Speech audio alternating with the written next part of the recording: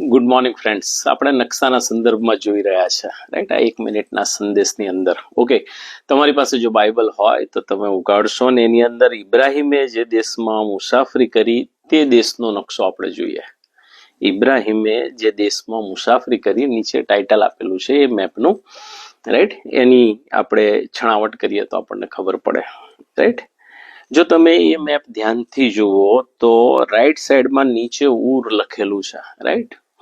ઇબ્રાહિમ એ કાસદીઓના ઉરમાંથી નીકળ્યો એ વચન આપણને ખબર છે, રાઈટ? પ્રભુએ એને આહવાન આપ્યું, રાઈટ? અને ત્યાંથી એ ઉરમાંથી નીકળે છે. ઉરમાંથી નીકળી અને ઉપર મિડલમાં ઉપર તમે જાઓ તો એ હારાન પહોંચે છે. કેમ?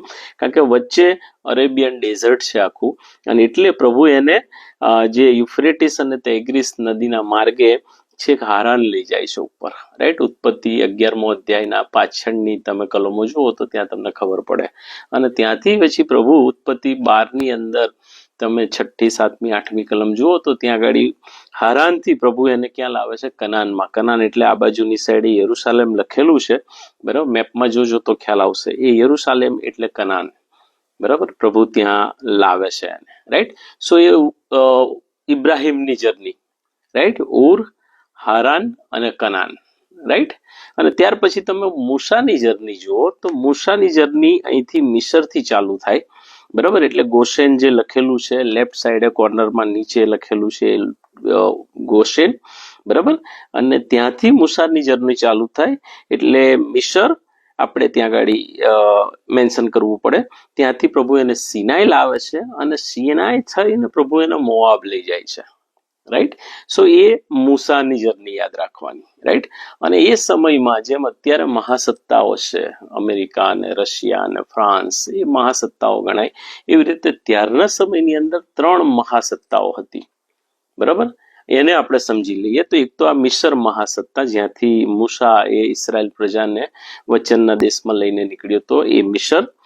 એનાથી આગળ તમે જુઓ તો ઉરની ઉપર બાબેલ લખેલું છે. બાબેલ એટલે બેબીલોન સામ્રાજ્ય, બરાબર? અને એનાથી આગળ જુઓ તો હારાનની નીચે આસુર લખેલું છે, એ આસુર સામ્રાજ્ય. આ 3 મહાન સામ્રાજ્યો એ સમયોની અંદર, બાઇબલનો જે મુખ્ય કાળ છે, સમય છે, એ દરમિયાન આ 3 મહાન સામ્રાજ્યો હતા. એટલે તમારે જો જૂના કરારને યાદ રાખવું છે તો આ 9 સ્થળો તમારે યાદ રાખી લેવા પડે. ક્યારથી? તો કે ઉત્પત્તિની અંદરથી, ઉરથી, ઇબ્રાહિમથી, બરાબર? ઉર, હારાન અને કનાન યાદ રાખવાનું. એ જ રીતે મૂસાની જર્ની નીચેથી ઉપર જાય છે એટલે મિસર, સિનાઈ અને મોઆબ યાદ રાખવાનું, બરાબર? અને સાથે સાથે આ 3 સામ્રાજ્યો યાદ રાખવાના, મિસર, ત્યાર પછી બેબીલોન અને આસુર સામ્રાજ્ય, રાઈટ? આટલી જ ભૂમિની અંદર આખા બાઇબલનું વર્ણન છે. બાઇબલના અંદર જે ભૌગોલિક ભાગ બતાવવામાં આવ્યો છે એ આટલી જ ભૂમિની અંદર બતાવવામાં આવ્યો છે. ત્યાર પછી બીજા દેશો અને બીજા સામ્રાજ્યો એ સમય આગળ જેમ વધતો ગયો એમ વધતા ગયા, રાઈટ? પણ આ મેપ આપણને બતાવે છે, રાઈટ, કે ઇબ્રાહિમે ક્યાંથી ક્યાં જર્ની કરી હતી, મૂસાએ ક્યાંથી ક્યાં જર્ની કરી હતી, અને ઇસરાયલ પર જે સામ્રાજ્યો હાવી થયા સમયે એ સામ્રાજ્યો ક્યાં આવેલા હતા એ ક્યાં જોવા મળે? આપણને મેપની અંદર જોવા મળે છે, રાઈટ? તો પ્રભુ આ બાબતો સમજવાના માટે પુષ્કળ કૃપા આપે, સહાય કરે, કે જેથી આ નકશાઓના આધારે આપણે બાઇબલના વચનોને વધારે સારી રીતે શીખી શકીએ, સમજી શકીએ. મે God bless you all. Bye bye. Take care.